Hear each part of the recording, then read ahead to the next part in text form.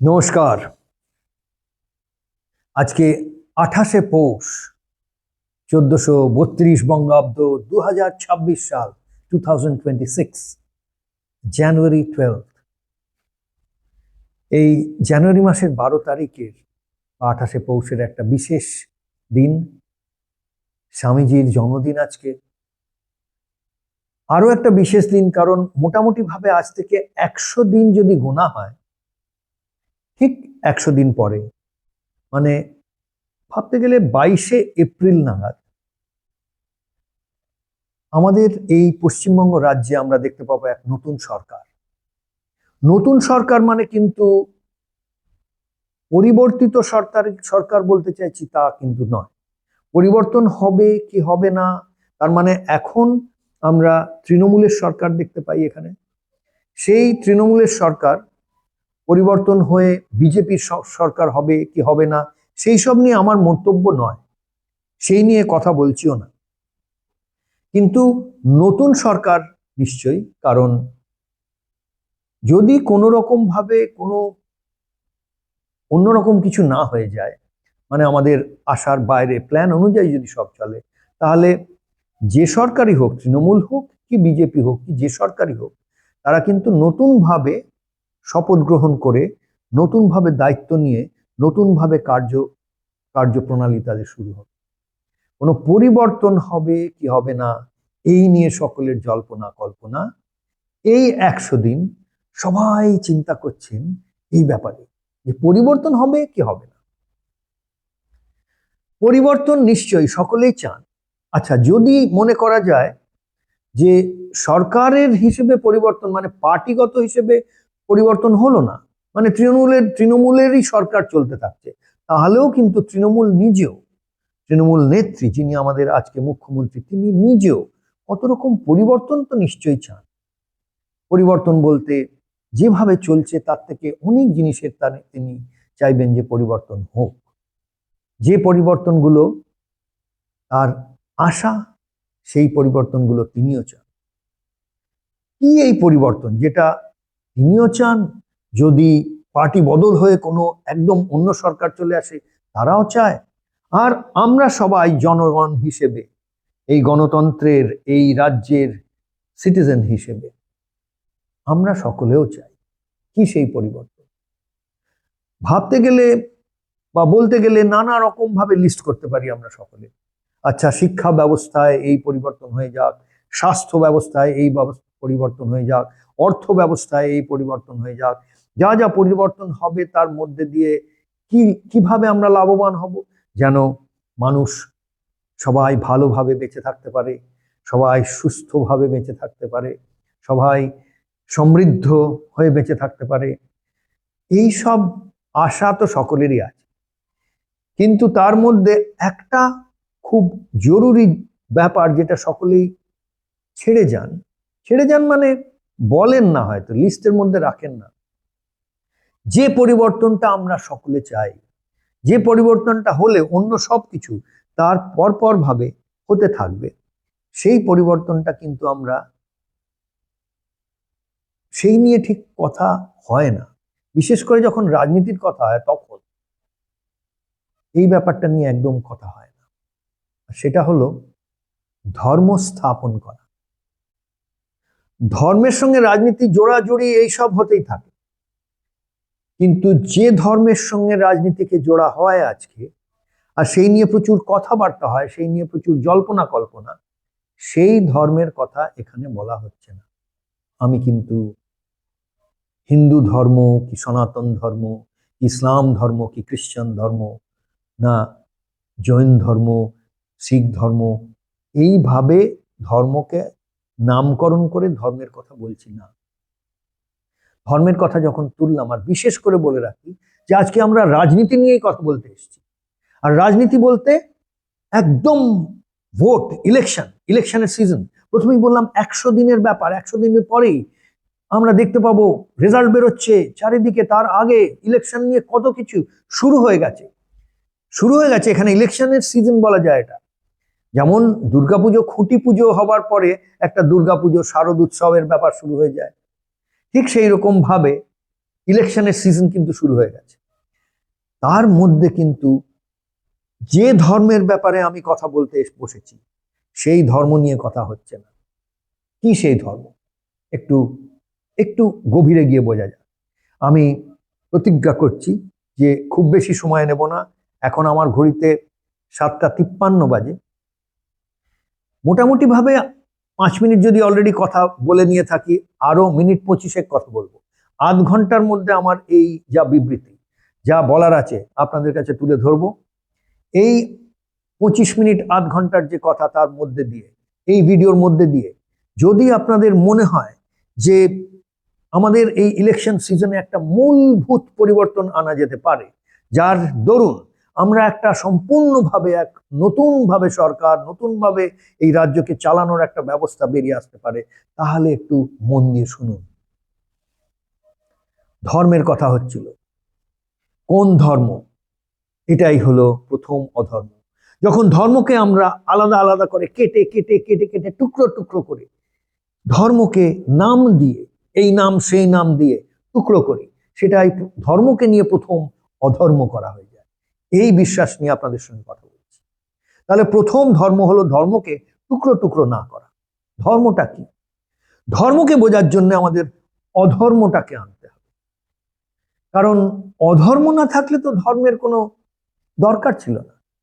কিন্তু একটু ভালো করে বিবেচনা করে দেখুন যে আমরা যদিও এত রকম নাম জুড়ে দিই ধর্ম শব্দটার সঙ্গে, সনাতন ধর্ম, হিন্দু ধর্ম, ইসলাম ধর্ম, খ্রিস্টান ধর্ম, কিন্তু আমরা এই ধরনের নামগুলো অধর্মের সঙ্গে তো জুড়ি না। অধর্মের সঙ্গে এই নামগুলো জোড়ে না কেন? যারা মনে করেন, যেমন আমি যদি মনে করি যে আমি ইসলাম ধর্ম মেনে চলি, বা আমি যদি মনে করি যে আমি হিন্দু ধর্ম মেনে চলি, নিজেকে হিন্দু বলি, তাহলে কি আমি কোনোদিন, তার মানে আমি কোনোদিন অধর্ম করিনি? নিশ্চয়ই আমার কর্মের মধ্যে, আমার জীবনের মধ্যে কখনো না কখনো কোনো রকম ভাবে অধর্ম তো প্রকাশ পেয়েছে। সেটা যখন প্রকাশ পেয়েছিল, যখন ভুলবশতই হোক আমি অধর্মর গ্রাসে চলে এসেছিলাম, কোনোভাবে কোনো অধর্ম করেছিলাম, সেই সময় কি আমি মুসলমান হয়ে গেছিলাম না খ্রিস্টান হয়ে গেছিলাম? আমি যদি নিজেকে হিন্দু বলি, তাহলে সেই সময় তো আমি হিন্দু হিসেবেই অধর্মের গ্রাসে পড়েছিলাম, অধর্ম করছিলাম। তাহলে সেটা তো হিন্দু অধর্ম বলা হবে। হিন্দু যদি করছে অধর্ম, তাহলে ওটা হিন্দু অধর্ম। সেই একই রকম ভাবে ইসলাম, মুসলমান যদি অধর্ম করছে, তাহলে ওটা ইসলাম অধর্ম। খ্রিস্টান যদি অধর্ম করছে, তাহলে খ্রিস্টান অধর্ম। তাহলে যখন আমরা এই সব নামগুলোকে ধর্মের সঙ্গে জুড়ছি, কেন আমরা এই নামগুলোকে অধর্মের সঙ্গে জুড়ি না? কারণ অধর্মটাকে আমরা অস্বীকার করি, যেন না না না, আমার দ্বারা কোনো অধর্ম হতেই পারে না। তা তো নয়। আমরা প্রত্যেকেই মানুষ, প্রত্যেকেই মানুষ, সেই হিসেবে কখনো ঠিক কখনো ভুল এসব হয়ে যাবে আমাদের দ্বারা। তো অধর্ম হতে পারে, কিন্তু আমাদের সেটা স্বীকার করে নিতে হবে। জিভ বার করে ভুল হয়ে গেছে, অধর্ম করে ফেলেছি, আর করব না, শিক্ষা পেলাম এর মধ্যে থেকে। এই যে স্বীকারোক্তি, স্বীকার করে নেওয়া, ইংলিশে বলা হয় ডিনায়াল, মানে যখন স্বীকার করছি না, অস্বীকার করা, এটা ডিনায়াল। সব থেকে বড় মানসিক রোগ এর উৎপন্ন হয় এই ডিনায়ালের থেকে, অস্বীকার করার থেকে। নিজেরই মধ্যে একটা কোনো প্রবলেম রয়েছে, একটা অস্বস্তি রয়েছে, একটা ঝামেলা রয়েছে, সেটা নিজেরই প্রবলেম, কিন্তু নিজেই সেটাকে স্বীকার করছি না। সব থেকে বড় অধর্ম। তাহলে ধর্মকে বোঝার জন্য অধর্ম বুঝতে হবে। আর অধর্ম বোঝার জন্য বিশেষ কিছু করতে হবে না। আমরা যত কষ্ট পাই, সেটাই তারই জন্য বুঝতে পারি যে কোনো না কোনো ভাবে অধর্ম দায়ী। তাহলে কষ্ট তো আমরা সবাই বুঝি। কষ্ট যদি বুঝি, তাহলে অধর্ম বুঝতে অসুবিধা নেই। এইভাবে যদি দেখি, তাহলে ধর্মটাকে আমরা কিভাবে বুঝবো? যে অধর্ম থেকে আমাদের রক্ষা করে ধর্ম, অধর্মের থেকে আমাদের প্রত্যাহার করে, মানে আমাদের বেরিয়ে আসতে দেয়, যা সেটা ধর্ম। প্রত্যাহার কেন বলছি? কারণ যখন অধর্ম খুব শক্তিশালী, ধর্ম সেখানে কি করবে? ধর্ম সেখানে হই হাল্লা করে জিতে যাবে তা তো নয়, অধর্মকে পরাস্ত করে দেবে তা তো নয়। কারণ অধর্ম খুব শক্তিশালী হয়, তখন কিন্তু ধর্ম প্রত্যাহার করে। প্রত্যাহার মানে উইথড্র, সেখান থেকে পিছিয়ে আসে। আচ্ছা, পিছিয়ে আসে মানে হেরে গেল তা নয়। পিছিয়ে আসে মানে সে পিছিয়ে এসে নিজের শক্তি সঞ্চয় করছে। শক্তি সঞ্চয় করে তার যখন শক্তিটা ধর্মের শক্তি যখন অধর্মের সমান সমান হলো, তখন ধর্ম এসে অধর্মের প্রতিবাদ করবে। তার মানে অধর্মের প্রতিবাদ যেটা করে সেটা ধর্ম। আর তারপরে যখন অধর্মের থেকে ধর্ম শক্তিশালী হয়ে যায়, আর অপার শক্তি দিয়ে সে যখন অধর্মকে পরাস্ত করে, তখন সে প্রকৃত ধর্ম। তাহলে অধর্মের কাছ থেকে প্রত্যাহার, প্রতিবাদ আর পরাস্ত করার যে ব্যবস্থা, সেটাই তো ধর্ম। সেটা আমরা অনেক রকম ভাবে করতে পারি। যত মত তত পথ বলে গেছিলেন, তো অনেক রকম ভাবে করতে পারি। আমরা এই পন্থের পিছনে পিছনে গিয়ে করতে পারি, আমরা সেই পন্থে বিশ্বাসী হয়ে করতে পারি। এগুলোকে পন্থ বলা যায় বা পথ বলা যেতে পারে। বিভিন্ন পথে আমরা এগিয়ে যেতে পারি। সেই পথগুলোর এক একটা নাম দিতে পারি, যে হিন্দু, সনাতন, ইসলাম, এই যা ইচ্ছে এগুলো নাম দিতে পারি। কিন্তু স্বধর্ম, প্রত্যেকে মানুষ সেই পথটাকে নিজের মতন করে পালন করে। যখন সে নিজের মতন করে সত্যিকারের পালন করে, তখন তাকে বলা হয় ধর্মপরায়ণ। যখন সে ইসলামিক মতামত অনুযায়ী ধর্মপরায়ণ হয়, তখন সে ধর্ম পালন করছে। যখন সে হিন্দু মতামত অনুযায়ী সেই মতে ধর্ম পালন করছে, তখন সে ধার্মিক, ধর্মপরায়ণ। এই একই রকম ভাবে সে খ্রিস্টান মতে হোক, কি শিখ মতে হোক, কি অন্যান্য যে মতেই হোক। হয়তো অনেকে নাস্তিক, কিন্তু তারা কর্ম যে করছেন, যে প্রফেশনে রয়েছেন, তার মধ্যে দিয়ে বলছেন এটাই আমার ধর্ম। ডাক্তারি করছেন, ডাক্তারিটাই ধর্ম। তিনি ক্রিকেট খেলছেন, ক্রিকেট খেলাটাই হয়তো সে তার নিজের ধর্ম মনে করছে। তো সেটা তার স্বধর্ম। প্রত্যেকে যেভাবে ধর্মটাকে পালন করছেন, সেটা হয়ে গেল স্বধর্ম তার। সেই হিসেবে স্বধর্মটাই একমাত্র একটা ধর্ম যেটা আমরা সকলে পালন করছি। আর আরেকটু ফিরে যাই, রাজনীতিতে এসে যাবো এক্ষুনি, তখন ব্যাপারটা আরো ইন্টারেস্টিং লাগবে। কিন্তু তার আগে এইটা বলে নেওয়া জরুরি। আরেকটা ব্যাপার মনে রাখতেই হবে, আমরা যে সভ্যতার মধ্যে দিয়ে, আমাদের যে সভ্যতাটা উদয় হয়েছে, যার মধ্যে দিয়ে আমরা এখানে এসে পৌঁছেছি, এই দেশে, এই রাজ্যে, এই রাষ্ট্রে, সেই সভ্যতার মধ্যে কিন্তু রাম রাবণের যুদ্ধ, ধর্মযুদ্ধ বলা হয়েছিল, সেটা কিন্তু হিন্দু মুসলমানের যুদ্ধ ছিল না। যখন পাণ্ডব কৌরবরা যুদ্ধ করেছেন সেই কুরুক্ষেত্রের সেই রণক্ষেত্রে, তখনও সেটাকে ধর্মযুদ্ধ বলা হয়েছে। সেটা কিন্তু কোনো খ্রিস্টানের সঙ্গে মুসলমানের যুদ্ধ হচ্ছিল তা নয়। একই পন্থের মানুষ, ধর্ম আর অধর্মের মধ্যে যুদ্ধ হচ্ছিল। তাহলে আমরা ধর্ম আর অধর্মকে বুঝতে এত ঝামেলা হচ্ছে কেন? শুধু এই দুটো রাখি না, ধর্ম আর অধর্ম। আর কে না চাইবে যে আমাদের সকলের ধর্ম স্থাপন করে ধর্মের রাস্তায় থাকা উচিত? তাহলে এর সঙ্গে রাজনীতির, ইলেকশন সিজনের কি সম্পর্ক? চলুন এবারে আমরা গিয়ার বদলে সেই দিকে চলে আসি। ইলেকশন যখন আসছে, তখন ইলেকশন মানেই গণতন্ত্র। মানে আপনারা ক্যামেরার ওদিকে যারা দেখছেন এই প্রতিবেদনটা,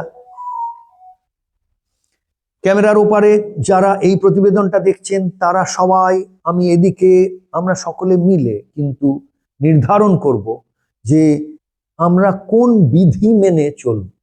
কারণ এটা বিধানসভার ইলেকশন, তাই তো? বিধানসভার ইলেকশন, বিধানসভা কথাটা মনে রাখুন। বিধানসভার মধ্যে দিয়ে যাদেরকে আমরা নির্বাচন করব তারা হবেন বিধায়ক। বিধানসভা, বিধায়ক, তার থেকেই তো এই কথাটা আসে বিধি। কোন বিধিগুলো তারা করেনটা কি বিধানসভায়? তারা বিধিগুলো নির্ধারণ করেন যে কোন বিধি মেনে আমরা চলবো, কোন বিধি দিয়ে আমরা সমাজ হিসেবে এগিয়ে যাব। দেখুন, সংবিধান লেখা হয়েছিল সংঘবদ্ধ হয়ে, আমাদের জীবনযাপনের বিধানগুলো লেখা হয়েছিল, সেটাকে আমরা বলি সংবিধান, কনস্টিটিউশন। সেই সংবিধান থেমে থাকে না, সময়ের সঙ্গে সেটা চলমান। সেটাকে তার মধ্যে পরিস্থিতি অনুযায়ী যে পরিবর্তন আনতে হবে, সেইগুলো যাদের দায়িত্বে ছেড়ে দেওয়া হয়েছে, তাদেরকেই আমরা নির্বাচন করছি। এটা বুঝতে হবে। তাহলে যে বিধি মেনে চলবো সেটা তো এক প্রকার ধর্ম। কারণ সেগুলো মেনে চলতে হবে। এটাও এক ধরনের ধর্ম হয়ে গেল, সামাজিক ধর্ম, রাষ্ট্র ধর্ম, রাজ্য ধর্ম, যাই বলেন। তো এই বিধানসভায় যাদের হাতে আমরা ছেড়ে দেব এই দায়িত্বটা, যে আপনারা ঠিক করে দিন আমরা কোন বিধি মেনে আমরা সমাজে চলবো, তাদেরকে নির্বাচন করব আমরা। তাহলে তাদের যদি নির্বাচন করব, তাহলে কি ধরনের মানুষকে নির্বাচন করব? এইবারে আসছি আমি রাজনীতির। এটা খুব ইন্টারেস্টিং হতে চলেছে, একটু মন দিয়ে শুনবেন। কারণ এই ধরনের প্রতিবেদন বা যে স্ট্র্যাটেজির কথা বলছি এবার আমি, যে একটা বুদ্ধি দেওয়ার চেষ্টা করছি নিজেকে আর আপনাদের সকলকে, আমাদের সকলকে, এই গণতন্ত্রকে আবার সত্যিকারের গণতন্ত্র বানিয়ে তোলার জন্য, সেটা একটু মন দিয়ে শুনতে হবে। একটা সহজ উপায় আছে। আমাদের সকলে যদি একটু কিছুক্ষণ ধরে ভাবি যে আমরা কি ধরনের মানুষদের ওখানে নির্বাচন করব। কারণ এই ইলেকশন সিজনে যত যাই হইচই, যত ড্রামা, যত নাটক, যতই স্পিচ, ভাষণ, নানা রকম ব্যাপার যাই হোক, সব কিছুর মূলে কিন্তু রয়েছে নির্বাচন। আপনি সকলে মিলে একটা কাজ করতে হবে সেদিন, ইলেকশনের দিন যখন বোতামটা টিপবো ইভিএম মেশিনে, তখন কিন্তু আমরা নির্বাচন করছি। তাহলে কাজটা কি?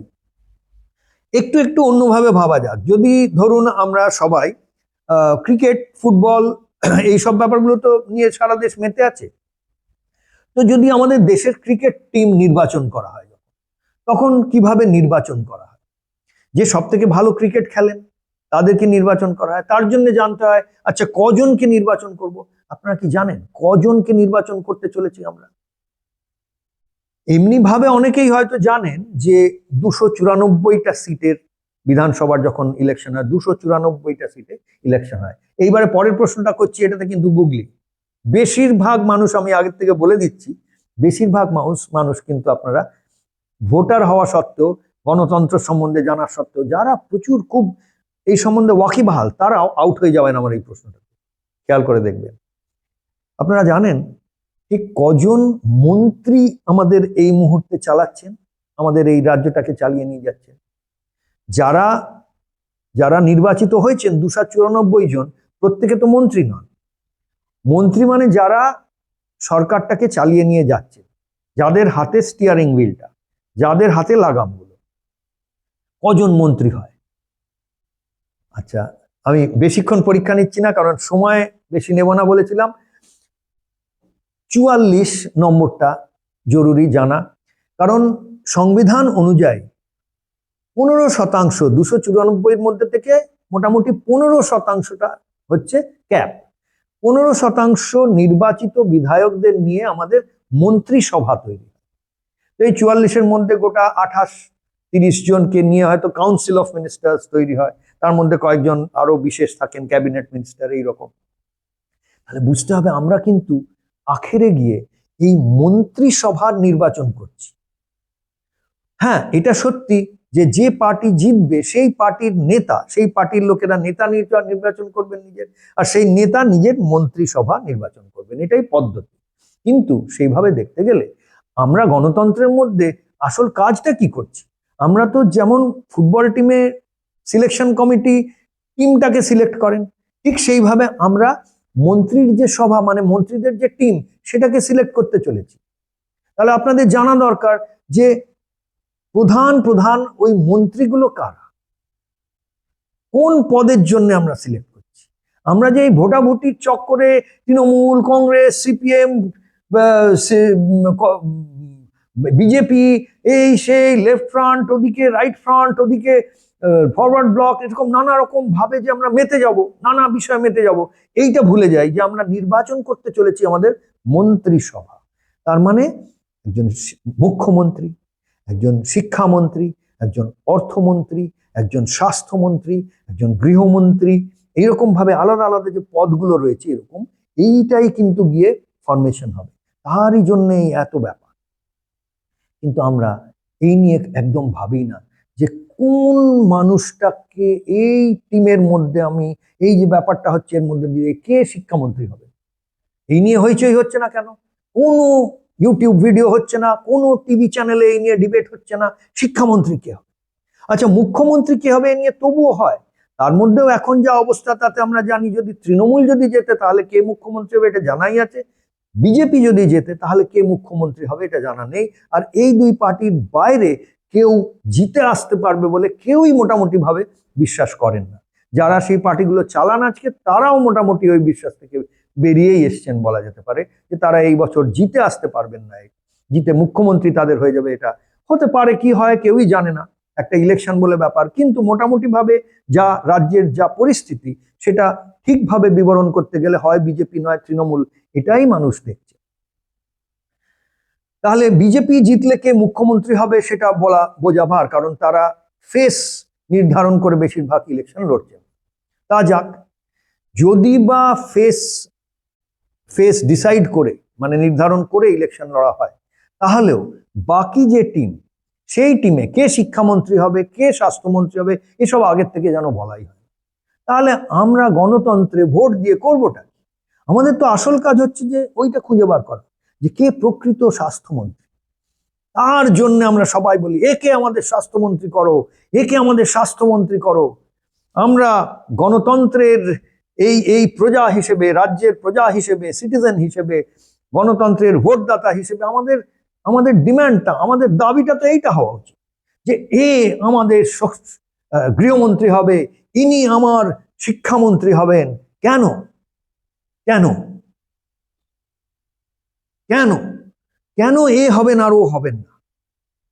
এই শিক্ষাটা আমাদের পাওয়া দরকার। এখানে এখানে মূল যে কথাটা বলার রয়েছে সেটা হচ্ছে যে কি ধরনের মানুষদের আমরা মন্ত্রী হিসেবে নিয়োগ করব বা আমাদের বিধায়ক হিসেবে নির্বাচন করব। সেখানে আমি বলতে চাইছি, এর আগে শুরু করেছিলাম যেখান থেকে সেখানে ফিরে যাই, ধর্ম। তার মানে সর্বপ্রথম যে গুণটা এই মানুষগুলোর মধ্যে থাকতে হবে সেটা হচ্ছে তারা যেন ধর্মপরায়ণ হন। যদি যে মানুষটাকে আমরা নির্বাচন করব তিনি যদি ধর্মপরায়ণ না হন, তাহলে তিনি আমাদের নেতা হবার, আমাদের বিধায়ক হবার, আমাদের বিধি নির্ধারণ করার দাবিদার হওয়ার যোগ্য নন। তাহলে এটাই আমি বলছি, আমি বলছি বলে মেনে নিতে হবে তা নয়। আপনারা সকলে একটু ভাববেন এটা, যে আমি বলছি একটা গুণ আমরা সকলে যদি একমত হই, যে আমাদের যতজন বিধায়ক হবেন আর তার মধ্যে থেকে বিশেষ করে যতজন মন্ত্রী হবেন, যতজন বিধায়ক হবে প্রত্যেকেই যেন একটা গুণ কি থাকে, যে তারা, আমি বলতে চাইছি তারা প্রত্যেকে যেন ধর্মপরায়ণ হন। এবার ধর্মপরায়ণ মানে সে সনাতন, নিজেকে যাই বলুন, সনাতন ধর্মী বলুন, ইসলাম ধর্মী বলুন, হিন্দু ধর্মী বলুন, খ্রিস্টান বলুন, শিখ বলুন, যাই বলুন, সেটা আমি বলতে চাইছি না, নাস্তিক বলুন, যাই বলতে চান, কিন্তু তারা যেন ধর্মপরায়ণ, যেভাবে ধর্মের কথা প্রথম বলেছিলাম। আপনারা কি চান না? এটাই কি প্রধান গুণ তার হওয়া উচিত নয়? তারপরে এই গুণটা যদি থাকে, তারপরে তিনি যদি শিক্ষামন্ত্রী হতে চান, আমাদের শ্রেষ্ঠ শিক্ষামন্ত্রী সেই মানুষটি হবেন যার মধ্যে এই রাজ্যের শিক্ষা ব্যবস্থাটাকে নিয়ে চালানোর, সেটাকে নেতৃত্ব দিয়ে আগে নিয়ে যাওয়ার ক্ষমতা রয়েছে, কুশলী রয়েছে, তার দক্ষতা রয়েছে। অর্থমন্ত্রী কে হবেন? প্রথমে ধর্মপরায়ণ, তারপরে রাজ্যের অর্থ ব্যবস্থাটাকে চালানোর জন্য তার মধ্যে দক্ষতা রয়েছে, কুশলী রয়েছে। এই গুণগুলো আমরা ভাববো, ভেবে বলবো যে একে আমাদের অর্থমন্ত্রী। আমাদের এই গণতন্ত্রের মেম্বার হিসেবে, এই গণতন্ত্রের প্রজা হিসেবে এইভাবে যদি আমরা ইলেকশনটাকে নিয়ে ভাবি, তাহলে হবেটা কি? দেখুন, আমি যেটা বলতে চাইছি এখানে, এটা একটা স্ট্র্যাটেজি, ইলেকশন স্ট্র্যাটেজি। এই ইলেকশন স্ট্র্যাটেজিটা কোনো পার্টি স্ট্র্যাটেজি তা নয়। এখন অনেক কথা হচ্ছে আমার পার্টি স্ট্র্যাটেজি ও নিয়ে নিচ্ছে, এর পার্টির স্ট্র্যাটেজি সে চুরি করে নিচ্ছে, সেখান থেকে সে জেনে ফেলবে, এই করবে, সে করবে। এ তো আমি প্রকাশ্যে বলছি, এটা ইলেকশনের স্ট্র্যাটেজি কার, কোনো পার্টির হোক কি না হোক, আপনার আমাদের সকলের একটা স্ট্র্যাটেজি হওয়া উচিত, যে কি করে আমরা নিজেদের এই যে এখনকার যা অবস্থা, সেই অবস্থার মধ্যে কোন স্ট্র্যাটেজি দিয়ে আমরা আমাদের নিজেদেরকে বা নিজেদের জন্য শ্রেষ্ঠ সরকার গড়ে তুলব। তার স্ট্র্যাটেজি মানে তার একটা অভিপ্রায়, তার একটা বুদ্ধি দেওয়ার চেষ্টা করছি। তাহলে আমরা এইটা দাবি করতে লাগি বা এইটা খুঁজতে লাগি যে আমরা ধর্মপরায়ণ লোক খুঁজবো, আর সেই ধর্মপরায়ণ লোকদের মধ্যে থেকে শ্রেষ্ঠ এক এক বিষয় শ্রেষ্ঠ। কয়েকটা বিষয় আমি বলে দিচ্ছি, আর সেটা নিয়ে এরপরে, এটা তো শেষ ভিডিও নয়, এরপরে যদি আপনাদের মনে ধরে এই ব্যাপারটা তাহলে তো এটা অনেক দূর গড়াবে। তখন আমরা এক একটা বিষয় নিয়ে দেখব যে শিক্ষার বিষয়ে কি করা যায়, শিক্ষার শ্রেষ্ঠ মানুষটাকে, অর্থমন্ত্রী হিসেবে শ্রেষ্ঠ মানুষটাকে, স্বাস্থ্যমন্ত্রী হিসেবে শ্রেষ্ঠ মানুষটি কে হতে পারে, এই নিয়ে গবেষণা হবে। 100 দিন সময় আছে, অনেকটা সময়, অনেক কিছু করা যায়। তাহলে একটু অন্যভাবে ভোটের ব্যাপারটাকে দেখতে শুরু করবো। আমি আর এটাই বলছি যে এই মানুষগুলোকে আমরা দাঁড় করাবো। আমরা বলবো আপনারা দাঁড়ান, আপনি দাঁড়ান, আপনি ভোটে দাঁড়ান, আমরা সকলে আপনার পেছনে আছি। আচ্ছা, সকলে বলতে পুরো রাজ্যকে একজনের পেছনে হতে হবে তা তো নয়, কারণ ভোটটা তো কনস্টিটুয়েন্সি বাই কনস্টিটুয়েন্সি, মানে একটা এলাকায়। আমার কনস্টিটুয়েন্সি থেকে একটা কনস্টিটুয়েন্সির সব লোকেরা যদি মনে করেন একজন শ্রেষ্ঠ লোককে পেয়েছি, আর সেই লোকটাকে অন্য অন্য যে আরো লোকেরা আছে কিন্তু আমার কনস্টিটুয়েন্সিতে একজনকে পাওয়া গেছে যিনি ধর্মপরায়ণ আর শিক্ষা ব্যাপারটা দারুণভাবে চালাতে পারবে। আরেকটা কনস্টিটুয়েন্সিতে সবাই পেলেন, আচ্ছা আমাদের কনস্টিটুয়েন্সিতে এমন একজনকে পেয়েছি যিনি ধর্মপরায়ণ এবং তিনি অর্থ ব্যবস্থাটাকে দারুণ চালাতে পারবেন। এইরকম লোক যদি ডজন খানেক কনস্টিটুয়েন্সিতে খুঁজে বার করা যায়, আর তাদেরকে কোনো পার্টির চক্করের মধ্যে না আনা যায়, কারণ কোন পার্টি জিতবে এটা আমরা বলতে পারছি না। এটাই আমি যা এই এখন যে প্রতিবেদনটা করছি এর মধ্যে থেকে আমার শেষ বলার যে স্ট্র্যাটেজির মধ্যে এটাই যে দেখুন, পার্টির বিরুদ্ধে নই আমরা, পার্টিরা দারুণ কাজ করছে আমাদের দেশে। যদি পার্টিরা না রাজনীতি করত তাহলে আমাদের দেশটা কি হতো বলা খুব মুশকিল। সকলেই পার্টি সম্বন্ধে নানা রকম কথা বলেন, এই পার্টির জন্য, এই পলিটিশিয়ানদের সম্বন্ধে, যারা রাজনীতি করছেন তাদের সম্বন্ধে নানা রকম সাধারণ মানুষের একটা হেনস্থা বিচার, নানা রকম কিছু থাকে। আমি তা বলছি না, আমি এটাই বলছি যে পার্টিরা নিজেদের জায়গায় চেষ্টা করছেন, কিন্তু আমরা জনতা হিসেবে, ভোটার হিসেবে, গণতন্ত্রের এই সিটিজেন হিসেবে আমরা নিজেদের কাজটা বুদ্ধি খাটিয়ে করছি না। পার্টিরা নানা রকম বুদ্ধি খাটানোর চেষ্টা করছে, কিন্তু সব রকম ভাবে আমাদের জন্য যা সর্বোপরি সেটা করা পেরে উঠছে না।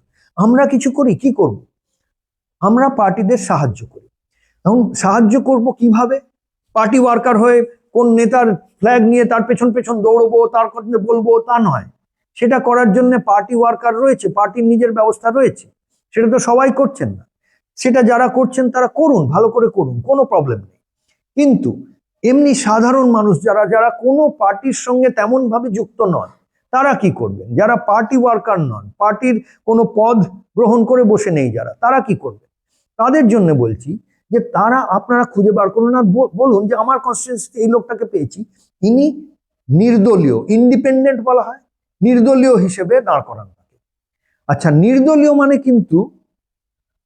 মানে কোনো দলেরই নন তা নয়। এখানে একটা বিশেষ ব্যাপার আছে। এখানে আমি বলার চেষ্টা করছি, এই যাদেরকে নির্দলীয় বলা হয় মানে ইন্ডিপেন্ডেন্ট, তারা কিন্তু আসলে আমরা বলবো যে তারা সর্বদলীয়। নির্দলীয় ঠিক উল্টো, সর্বদলীয়। তাদের জন্য যে কোনো দল, প্রত্যেকটা পার্টি তাদের জন্য এক। কেন? কারণ তারা জানেন না যে ইলেকশনের পরে কোন পার্টি জিতবে, কোন পার্টির সরকার হবে। যে পার্টির মুখ্যমন্ত্রী হবেন, যে পার্টি জিতবে সেই পার্টির মুখ্যমন্ত্রী হবেন। সেই মুখ্যমন্ত্রীর উপর সব থেকে বড় দায় তখন যে মন্ত্রিসভা, তার টিমটাকে সিলেক্ট করা।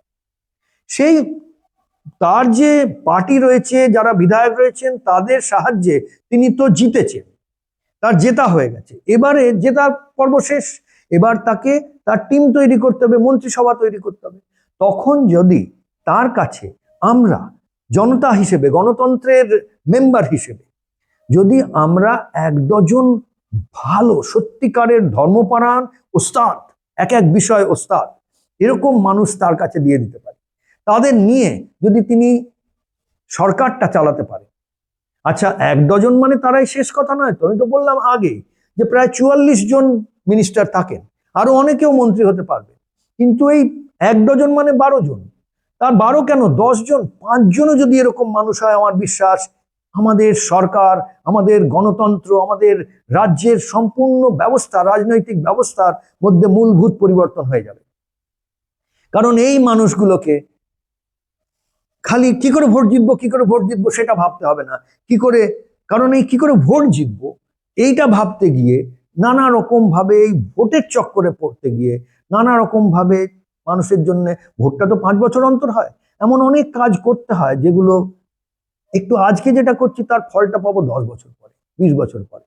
সেই কাজগুলো অত্যন্ত প্রয়োজন, সেগুলো কেউ হয়তো করা হয়ে ওঠে না, কারণ যে সেই কাজগুলো তো ভোট এনে দেবে না 5 বছর পরে। তো তাই জন্য এমনি এটা একটা ব্যাপার বললাম, এমনি আরো অনেক ব্যাপার আছে যেগুলো করা খুব দরকার, এইরকম মানুষদের খুঁজে বার করে। আর এইরকম মানুষদের খুঁজে বার করার জন্য চলুন আমরা একসঙ্গে মিলে গড়ে তুলি একটা বিশেষ পরিষদ, কোনো একটা আলাদা পার্টি নয়, একটা পরিষদের মতো। সেটাকে এমনি ভাবছিলাম কি বলা যায়, তো একটা নাম মাথায় এলো যে ধর্মপরায়ণ গণতান্ত্রিক পরিষদ, যেমন বিজেপি বা টিএমসি বা আইএনসি, এইরকম যে এনডিএ, এরকম নানা রকম নাম রয়েছে, সেরকম এটা ডিপিজিপি। ডিপিজিপি দেখুন নামটাও বেশ ভালো, ডিপি ধর্মপরায়ণ, জিপি গণতান্ত্রিক পরিষদ। ধর্মপরায়ণ গণতান্ত্রিক পরিষদ চলুন এই 100 দিনের মধ্যে আপনারা সকলে আর আমরা মিলে গড়ে তুলি। এই ধর্মপরায়ণ গণতান্ত্রিক পরিষদ কে কোনো পার্টি হতে হবে না, তাকে কোনো বিশেষ কিছু হতে হবে না, কোনো রেজিস্ট্রেশন এই সেই কিছু করতে হবে না, কারণ এই সোশ্যাল মিডিয়ার মধ্যে দিয়ে আমরা একে অন্যের সঙ্গে মিলবো, জুলবো, কথা বলবো। আর যদি কোনো সময় দরকার হয় সোশ্যাল মিডিয়ার বাইরে গিয়ে এক জায়গাও হয়তো আমরা জড়ো হয়ে গেলাম, এটা করার জন্য কোনো খরচা নেই, কাউকে কোনো চাঁদা দিতে হবে না, কোনো পয়সা দিতে হবে না, কোনো খরচা করতে হবে না। পরিষদ মানে মনে মনে আধ্যাত্মিকভাবে বুঝে নিলেন যে আমি এই গণতান্ত্রিক পরিষদ, একটা ধর্মপরায়ণ গণতান্ত্রিক পরিষদের হয়ে আমি লড়বো। আমাদের কাজ কি, আমরা নিজের কনস্টিটিউয়েন্সির মধ্যে থেকে একজন এমন মানুষ খুঁজে বার করব যিনি ধর্মপরায়ণ, তারপরে দেখবো সেই বা 10 জনকে খুঁজে বার করবো যারা ধর্মপরায়ণ, তাদের মধ্যে থেকে 1-2 জন এমন থাকবেন তাদের কোনো বিশেষ ব্যাপারে তাদের দারুণ দক্ষতা রয়েছে, সেই মানুষটিকে আমরা বলবো যে আপনি দাঁড়ান, ইন্ডিপেন্ডেন্ট হিসেবে দাঁড়ান, নির্দলীয়, মানে আসলে সর্বদলীয়। কেন, কারণ আমাদের স্ট্র্যাটেজিটা হবে, আমাদের প্ল্যানটা হচ্ছে যে পার্টি জিতবে সেই পার্টিকে সাপোর্ট করব। তাই জন্য আমরা কোনো পার্টিতে যোগ দিয়ে এটা করতে পারছি না। যদি আমরা দারুণ মানুষদের খুঁজে বার করলাম, কোনো পার্টি এসে বললো যে হ্যাঁ দারুণ, আপনি আমার টিকিটটা নিন, আমাদের পার্টির টিকিট আমরা দিচ্ছি, আমাদের পার্টির টিকিটে লড়ুন। না না না না না, কি করে জানবো আপনার টিকিটে লড়বো কেন? আপনার পার্টি যে জিতবেই সেটা তো আমার জানা নেই। আমরা তো খুব চালাক, আমরা যে পার্টি জিতবে তাকে সাপোর্ট করব। আমরা ভাই কোনো আইডিওলজি নেই এর বাইরে আমাদের কোনো অন্য মূল্যবোধ এই সেই নেই। আমাদের মূল্যবোধ হলো গণতন্ত্রে যে পার্টি জেতে সেই পার্টি মন্ত্রিসভা তৈরি করে, সেই পার্টি রাজ্যের লোকেদেরকে তাদের জন্য বিধান ঠিক করে তাদেরকে রাস্তা দেখিয়ে নিয়ে যায়, আমরা তাদেরকে সাপোর্ট করব। জেতাটা পার্টির কাজ, জেতার পরে যে ভালো কাজ করাটা সেটার জন্য এই ধর্মপরায়ণ গণতান্ত্রিক পরিষদের কাজ কয়েকটা মানুষকে তুলে ধরা, তার জন্য যে পার্টি জিতবে তাদের জন্য অটোমেটিক্যালি যে পার্টি হারবে তাদেরও লাভ হবে। তাদেরকে সারা জীবন খালি আগামী 5 বছর খালি বিরোধ করো বিরোধ করো বিরোধ করো করতে হবে না। আর যদি তারা সত্যিই চান যে সেই মানুষগুলোকে নিজের পার্টিতে জায়গা দিতে, তাহলে তারা একটা বুদ্ধি করতে পারেন, তারা বলতে পারেন আমরা এই লোকগুলোকে আচ্ছা আমরা কিছুতেই 12টার 1 ডজনের বেশি লোক খুঁজে বারই করবো না। তারা বলবেন যে এই লোকগুলো যেখানে দাঁড়াবে সেখানে আমরা নিজেদের ক্যান্ডিডেট দেব না, তাহলে তাদের দিক দিয়ে ওটা প্রিপোল অ্যালায়েন্স বলা হয়, প্রিপোল অ্যালায়েন্স হয়ে গেল। কিন্তু আমরা বলছি আমরা কোনো প্রিপোল অ্যালায়েন্স করব না, আমরা পোস্ট পোল অ্যালায়েন্সই করব। আমরা বলতে কি, আমরা তো কেউ নই, কোনো পার্টিও নই, কোনো সংস্থাও নয়, কিছুই নয়, জাস্ট একটা পরিষদের মতন একটা। তো পোস্ট পোল অ্যালায়েন্স, এই যে 10-12 জন যাদেরকে আমরা খুঁজে বার করব, যাদেরকে আমরা ইলেকশনে ভোটে দাঁড় করাবো আর তাদের ভোট দেব, তাদের নিয়ে আমরা হইচই করব। কারণ হইচই করার জন্য বিরাট পয়সা খরচা করে বিরাট কোথাও গিয়ে র্যালি করে করতে লাগে না, এই যে সোশ্যাল মিডিয়া হয়ে গেছে, এর দরুন সবাই তো এর মধ্যে দিয়েই দেখছে সবকিছু। তো এর দরুন আমরা যদি হইচই করতে পারি, এই মানুষগুলোকে, আর হইচই মানে একজন মানুষকে নিয়ে সারা রাজ্যে হইচই করতে হবে না তো, একটা কনস্টিটুয়েন্সিতে হইচই করতে হবে। তাহলে ফোকাস করে দেখুন, সারা রাজ্যে হইচই করতে হবে না। মিডিয়ায় যে বন্ধুরা আছেন তারা জেগে উঠুন, মিডিয়ার মধ্যে যারা যারা এরকম রয়েছেন, যারা চাইছেন ভালো কিছু হোক, কিন্তু মিডিয়াও তো আজকে এই যে একটা ব্যবস্থা চলছে তার মধ্যে কোনো না কোনো ভাবে তারা মানে পিষে যাচ্ছেন, তার মধ্যে থেকে যারা বেরিয়ে আসতে চান তারা মনে করুন যে আচ্ছা এইরকম যে 10টা লোককে যে নিয়ে যে হইচই হবে সেটাতে তারা সাপোর্ট করুন। মিডিয়া বলতেই মেইন স্ট্রিম মিডিয়া নাও হতে পারে, কত ইউটিউব চ্যানেল রয়েছে এখন, কত ইনফ্লুয়েন্সার বলা হচ্ছে, মানে প্রভাবশালী ইনফ্লুয়েন্সার, প্রভাবশালী। আপনারা প্রভাবটাকে ঠিক জায়গায় লাগান। চলুন একদিন এই নিয়েই কথাবার্তা হোক, আপনারা সবাই চলে আসুন, কথাবার্তা বলা যাক, যা যা প্রশ্ন থাকবে। আমরা 1000টা প্রেস কনফারেন্স করতে রাজি আছি, প্রেস কনফারেন্স হোক, আপনাদের প্রভাবশালীদের সঙ্গে কথোপকথন করতে রাজি আছি। আপনাদের মনে প্রশ্ন থাকবে কি করে হবে, সব রকম স্ট্র্যাটেজি এর মধ্যে থেকে ভেবে বার করে নেওয়া যাবে, আর বার করা আছে, যতটা নেই সেটা একসঙ্গে মিলে করে নেবো আমরা সবাই। 100 দিন কম সময় নয়, এখনই সব পার্টিরা জেগে উঠেছে। এর আগে তো সব বিহার ইলেকশন, এই ইলেকশন, সেই ইলেকশন নিয়ে ব্যস্ত ছিল, এখন সবাই জেগে উঠেছেন বাংলার ইলেকশন নিয়ে। চলুন আমরাও জেগে উঠি জনতা হিসেবে, আর এই স্ট্র্যাটেজি নিয়ে চলি, ধর্মপরায়ণ গণতান্ত্রিক পরিষদ গড়ে তুলি। খুব সহজ উপায়, বেশি শক্ত নয়, খুব প্র্যাকটিক্যাল, কোনো কিছু লাগবে না। 1 ডজন এমন মানুষকে কনস্টিটুয়েন্সি বাই কনস্টিটুয়েন্সি, কারোর বিরুদ্ধে নই আমরা, সেই জন্য কেউ আমাদের কোনো ইডি কোনো কেউ কিছু আসবে না, কারণ আমরা তো বলছি আপনাদেরই সহায়তা করার জন্য আমরা রয়েছি। আপনারা জিতুন, জেতাটা আমাদের কাজ নয়, জেতা মানে রাজ্য জেতাটা আমাদের কাজ নয়, একটা কনস্টিটুয়েন্সিতে একজন ঠিক মানুষকে জেতানোটা আমাদের কাজ। 294টা কনস্টিটুয়েন্সির মধ্যে 12টা কনস্টিটুয়েন্সিতে কি আমরা 12 জন ধর্মপরায়ণ ওস্তাদ, এক একটা বিষয়ের ওস্তাদকে জিতিয়ে আনতে পারি না? চলুন না চেষ্টা করে দেখি, নিশ্চয়ই পারবো। আর নিয়মটা এই যে 12 জনের বেশি আমরা করব না, তার মানে আমাদের কোনো এরকম উচ্চাকাঙ্ক্ষা নেই যে আমরাই গিয়ে সেই পার্টিকে সরিয়ে দেবো, ওই পার্টিকে না। আমরা তো সেবা করতে চাইছি, সেবা ধর্ম আমাদের ধর্ম। আমরা সত্তার জন্য লড়তে চাইছি না, আমরা কারোর বিরোধ করছি। আমরা বিজেপির বিরোধী নই, তৃণমূলের বিরোধী নই, সিপিএম এর বিরোধী নই, কংগ্রেসের বিরোধী নই, লেফট ফ্রন্টের বিরোধী নই, ফরওয়ার্ড ব্লকের বিরোধী নই, আইএসএফ এর বিরোধী নই, যে পার্টি খুঁজে বার করুন না, কারোর বিরোধী নই। আমরা কোনো ওই পন্থের বিরোধী নই, ইসলামের বিরুদ্ধে আমরা বলছি না, হিন্দুদের বিরুদ্ধে বলছি না, সনাতনীদের বিরুদ্ধে বলছি না, খ্রিস্টান শিখ কারোর বিরুদ্ধে বলছি না। আমরা কে চোর, কে ডাকাত, কে ভালো কাজ করেছেন, কে পলিটিশিয়ান, কে কি, কারোর বিরুদ্ধে কিছু বলছি না। কারণ এই বিরুদ্ধে বলতে গিয়ে এই বিরুদ্ধপন্থী এক গণতন্ত্রের বদলে একটা বিরুদ্ধতন্ত্র চলছে, সবার যেন ধর্ম হয়ে গেছে একে অন্যের বিরোধ করা। এই বিরোধের যে চক্রান্ত, এই বিরোধের চক্করের মধ্যে আমরা সেই ড্রামা, যে একে অন্যের বিরোধ চলছে, লড়াই ঝগড়া, সেই ঝগড়ার যে ড্রামা, সেই ড্রামার ফাঁদে পড়ে গিয়ে আমরা সেই ড্রামা দেখতে দেখতে হিপনোটাইজড হয়ে যেন স্বপ্নে মোহিত হয়ে গিয়ে একটা কাউকে ভোট দিয়ে চলে আসি। কেন?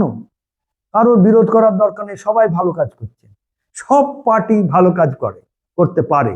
আমরা যদি তাদেরকে একটু বুদ্ধি খাটিয়ে কয়েকটা 294 মধ্যে থেকে 10-12 জন লোক তাদেরকে গিফট করি। কিরকম লোক? ধর্মপরায়ণ গণতান্ত্রিক, ধর্মপরায়ণ ওস্তাদ, ধর্মপরায়ণ শিক্ষাবিদ, ধর্মপরায়ণ অর্থবিদ, ধর্মপরায়ণ গৃহমন্ত্র চালাতে পারবেন এরকম একজন। কিন্তু প্রাথমিক গুণটা হলো ধর্মপরায়ণ। মনে রাখবেন, ধর্মপরায়ণ মনে আবার জিজ্ঞেস করে বলে ফেলবেন না কোন ধর্ম। এই প্রশ্নটা করলেই আপনি প্রথম অধর্মের খপ্পরে পা ফেলছেন, ফাঁদে পা ফেলছেন। অধর্ম কাজটা এইভাবেই করে, ধর্মকে কেটে কেটে কেটে কেটে বিভাগ করে। ধর্মকে বিভাগ করা যায় না, অধর্মকেও বিভাগ করা যায় না সেইভাবে, কিন্তু ধর্ম আর অধর্মের মধ্যে ভেদ করতে পারাটাই আমাদের মানুষ হিসেবে সব থেকে বড় গুণ। সেই গুণটা এই ইলেকশনের মধ্যে যখন এই মানুষগুলোকে খুঁজে বার করার চেষ্টা করব, তখন আমরা নিজেরা প্রত্যেকে মানুষ হিসেবে আরো বেড়ে উঠবো, আরো ওপরের দিকে যেতে শুরু করব। কারণ আমরা আমাদের উপর একটা দাবি এসে চলে আসবে। কি দাবি? যে ধর্ম আর অধর্মের মধ্যে ভেদ করো, আর সেই ভেদ অনুযায়ী কাজ করো।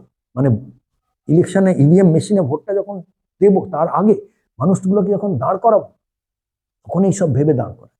আর আবার বলছি, কিছুতেই 12টার বেশি নয়, কারণ বেশি আমাদের কোনো সত্তা লাভ করার কোনো উচ্চাকাঙ্ক্ষা নেই, কোনো মন্ত্রী হবার উচ্চাকাঙ্ক্ষা নেই, কিন্তু সেবক হবার উচ্চাকাঙ্ক্ষা আছে। যে মানুষগুলো সত্যিকারের সেবা করার উদ্দেশ্য নিয়ে আমাদের জন্য, আমাদের নেতা হয়ে আমাদের নেতৃত্ব দিতে পারে, এমনি 1 ডজন মানুষকে খুঁজে বার করতে হবে আর তাদের পেছনে লেগে পড়তে হবে যে আপনারা দাঁড়ান, আমরা আমার কনস্টিটুয়েন্সিতে আপনাকে জেতাবো, এই বলে সবাই মিলে নিয়ে গিয়ে তাকে ইলেকশন কমিশনের সামনে গিয়ে দাঁড় করিয়ে দিতে হবে। আর তিনি নির্দলীয় নয়, সর্বদলীয় হিসেবে দাঁড়াবেন। আর দাঁড়িয়ে এই 10-12 জন যারা জিতবেন তারা পোস্ট পোল অ্যালায়েন্স করবেন। যে জিতবে সেই পার্টির সঙ্গে তারা বলবেন যে আমরা ফুললি সাপোর্ট করব যে পার্টি জিতেছে, সমর্পিত হয়ে। কারণ তারা ধর্মপরায়ণ তখনই হতে পারবেন যখন তাদের মধ্যে সমর্পণের ক্ষমতা আছে, যখন তাদের মধ্যে কোনো বিরাট অহংকার, ইগো এইসব নেই। যে মানুষের মধ্যে দেখবেন খুব অহংকার, ইগো, এর সঙ্গে কাজ করতে পারে না, তার সঙ্গে কাজ করতে, এরকম লোককে নিয়ে এগোলে চলবে না। তিনি ধর্মপরায়ণ, তার মানে তিনি সব কিছুর উপরে, কোনো সংকীর্ণ মনোভাবের উপরে উঠতে পারছেন। তো সেইভাবে তিনি যারা জিতছেন, আমরা এই গণতন্ত্রের মধ্যে দিয়ে যে পার্টি জিতে আসবে সেই পার্টির যে নেতা যেই হোক না কেন, আর সেই পার্টিতে অন্য যারা বিধায়ক, তাদের সঙ্গে তাদেরকে শ্রদ্ধা করে ভক্তি করে তাদের সঙ্গে সুন্দরভাবে মানে এক দল হয়ে তারা কাজ করতে পারবেন, এমনি মানুষই কিন্তু ধর্মপরায়ণ। কারণ অধর্মর জ্বর হচ্ছে অহংকার, জ্বর হচ্ছে বদমেজাজ, জ্বর হচ্ছে চিটিংবাজি, জ্বর হচ্ছে ঈর্ষা, জ্বর হচ্ছে কামুকতা, জ্বর হচ্ছে, এইগুলো অধর্মের জ্বর, নতুন করে বলার কিছু নেই। অজ্ঞানতা, জ্বর হচ্ছে অলসতা। তো এই সব তো হচ্ছে ব্যাপার। যে মানুষের মধ্যে এই সব নেই, যে মানুষটা বদমেজাজি নয়, চিটিংবাজ নয়, যে মানুষটা অহংকারী নয়, যে মানুষটা ঈর্ষায় মেতে নেই, যে মানুষটা লোভী নয়, যে মানুষটা নিজের ভুল স্বীকার করতে দ্বিধা করে না, যে মানুষটার মধ্যে ধৈর্য আছে, অধৈর্যের কাঁপছে না সারাক্ষণ, যে মানুষটা জ্ঞানী, প্রজ্ঞাশীল, যে মানুষটা অলস নয়, দিনকে রাত করে খাটতে ওস্তাদ, যে মানুষটা অহংকারী নয়, এই তো গুণ। আগে এইগুলো বেছে নিন, তারপরে দেখুন তার ব্যাকগ্রাউন্ডটা কি, কোথার থেকে আসছেন, কি করেছেন সারা জীবন, কি ধরনের দক্ষতা আছে, শিক্ষার দিকে তার দক্ষতা, না অর্থ দিকে দক্ষতা, না ল অ্যান্ড অর্ডার যেটাকে বলা হয় সেই সব, তার মানে গৃহমন্ত্রী হতে পারেন আমাদের, নাকি স্বাস্থ্য ডাক্তার, সে ডাক্তারই হতে হবে তার কোনো মানে নেই, ফার্মা কোম্পানি জানেন, ফার্মাসি ওষুধপত্র জানেন, মেডিকেল ব্যবস্থা বোঝেন, স্বাস্থ্য সম্বন্ধে জানেন, সে আয়ুর্বেদও হতে পারে, সে যোগীও হতে পারেন, কোনো মানুষের স্বাস্থ্যের সঙ্গে যেগুলো লিঙ্ক সেই রকম ব্যাপার, স্বাস্থ্য ব্যাপারটাকে জানেন, আর মানব হিতে, মানব মঙ্গলের জন্য কাজ করবেন এই ভেবে। আর যার যার প্রথম জীবনের জীবনের তার যে বেসটা বা ভিত্তিটা, সেটাই হচ্ছে সেবা। এইরকম মানুষকে তুলে ধরে 1 ডজন মানুষকে খুঁজে বার করে নিয়ে তাদেরকে সর্বদলীয় ক্যান্ডিডেট হিসেবে দাঁড় করিয়ে তাদের মধ্যে কয়েকজনকে অ্যাটলিস্ট জেতাই, আমরা জিতিয়ে নিয়ে তাদেরকে গিফট করি, যে জেতা পার্টি সেই জেতা পার্টির সঙ্গে অ্যালায়েন্স করে সরকার গড়ে তুলি। চলুন, এই ব্যাপারটা যদি মনে হয় এর মধ্যে কোনো দম আছে, এর মধ্যে কোনো শক্তি আছে, এই স্ট্র্যাটেজিটার মধ্যে কিছু নতুনত্ব আছে, তাহলে এই নিয়ে আরো কথা হোক, হোক কলরব যাকে বলে। আজকের মতন এতটাই, নমস্কার। আমার নাম সৌরভ।